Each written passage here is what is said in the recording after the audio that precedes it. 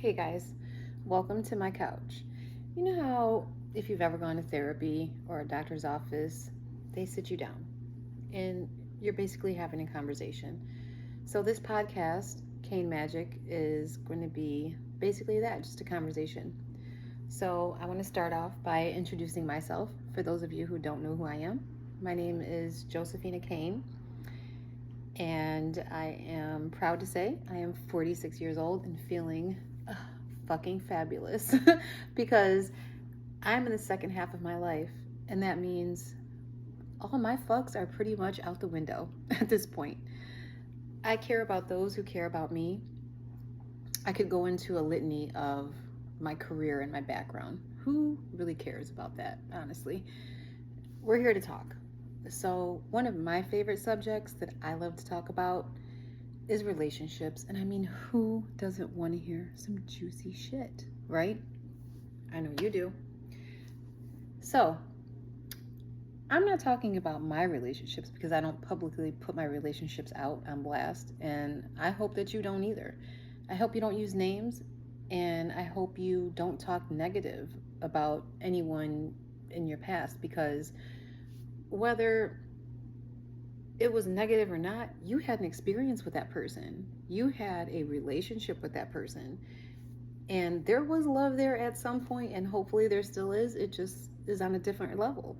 So, all the hate, all the trash talking, no, we're not doing that.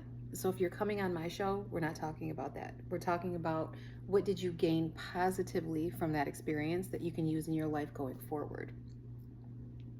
The bashing gets you nowhere. It gets you caught up in a cycle of hate and a cycle of bleeding onto the next relationship. I mean, none of that propels your relationship in a positive direction. It just doesn't. So that leads us to the second part of this conversation. Bleeding onto the next person, because let's be honest, it's going to happen whether you want it to or not.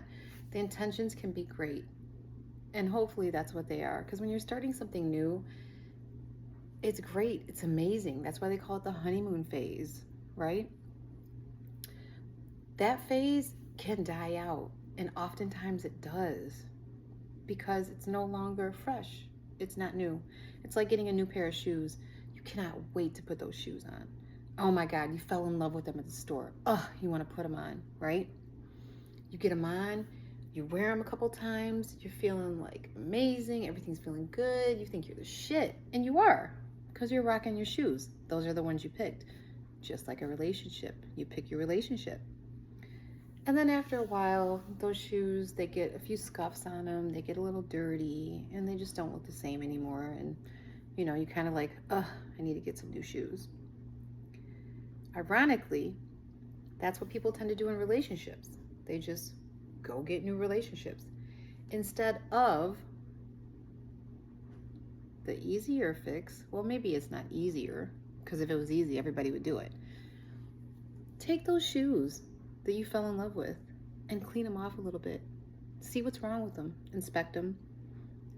Use some detail. Get a toothbrush. Scrub them off a little bit. Put them in the washing machine. Set them outside to dry.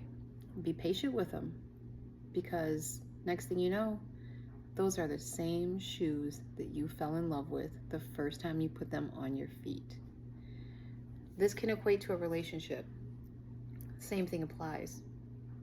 That same thing you fell in love with is still there, but you have to put the time and care and grace that it takes into building that back up to what you once loved. Because when you wear your shoes, what happens?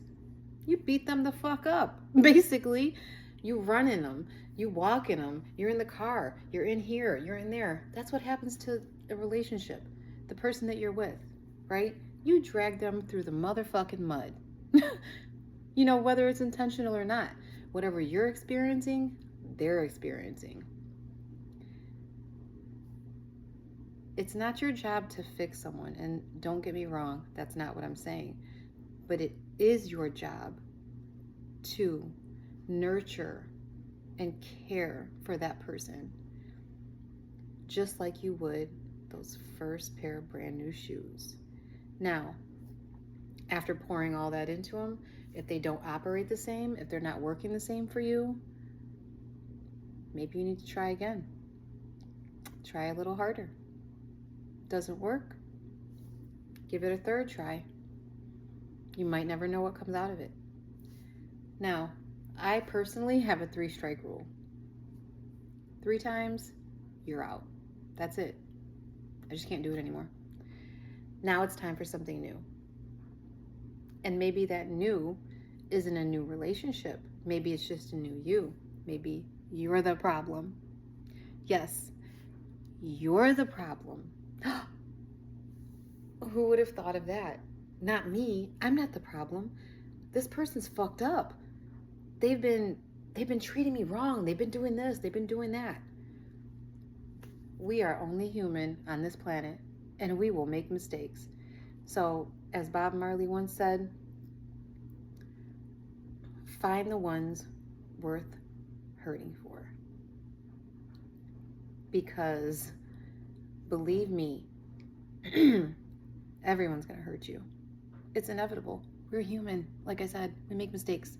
No one's perfect. But you have to find the ones worth suffering for. And I don't mean suffering like parts of yourself disappear. Because who the fuck wants that? I know I don't. And I can say that with conviction. You are not going to take me down with you. That that may sink, and I can't go down with you. I just won't. I refuse to. And that's exactly how you should feel about yourself. That's just my personal opinion, and that's what this is. It's a conversation, and it's an opinion.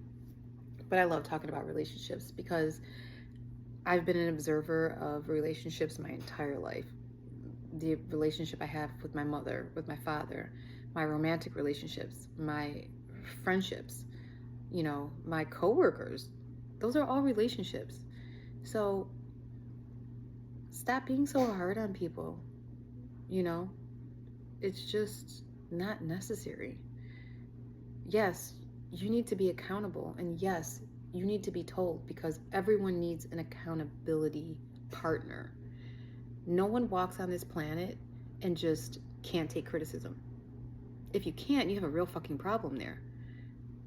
Because if you can't accept criticism, you're going to fail at everything. You're going to fail at everything if you can't take criticism. So my message in saying all of this is really talking about relationships and keeping relationships 100.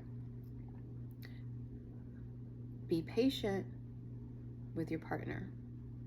Show love, show compassion, and also know when to back the fuck up and give that person some space to breathe, because no one wants to be crowded 24/7. How can anyone grow if you're constantly on their ass? You didn't do this, and this happened, and why did you do this? The second I hear that personally, questioning every move I make, every single thing, I am out that door so motherfucking fast, you will forget that you knew me.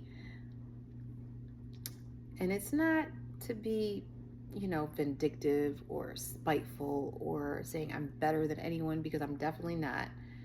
But I do respect myself enough to know when to walk away. And it took years and years of abuse, mentally and physically at some point. I'm 46 years old, so I've been through quite a few things,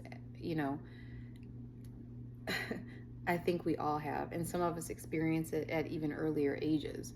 But you have to know when to cut your losses and just say, the ROI is not there.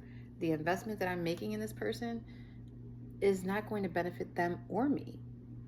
Because if you're living off of someone and what they do gives you like some type of recognition or some type of gratitude, like self-gratitude,